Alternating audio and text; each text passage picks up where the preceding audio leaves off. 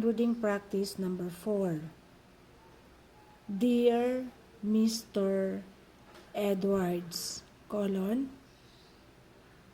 the citizens of our city will soon be asked to approve bonds to construct several new elementary schools throughout the city, period.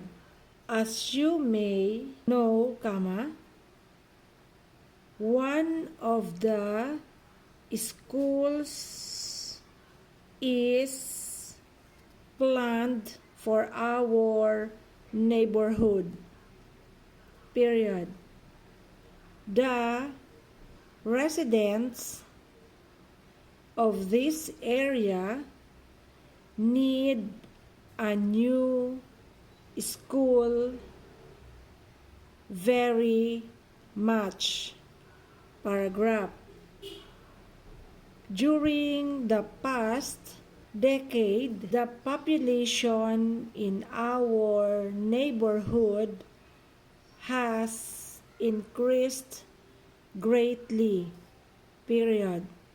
There is only one school in the entire area, and it is badly overcrowded, period.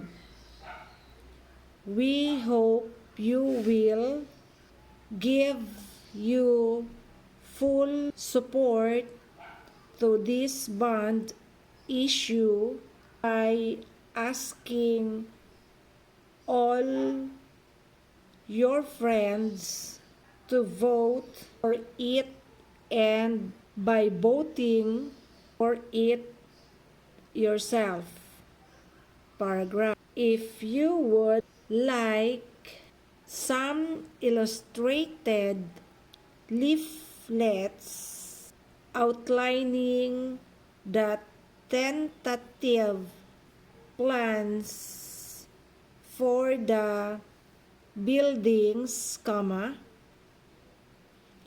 just let me know, period. I will be very happy to supply you with them, period. Sincerely yours,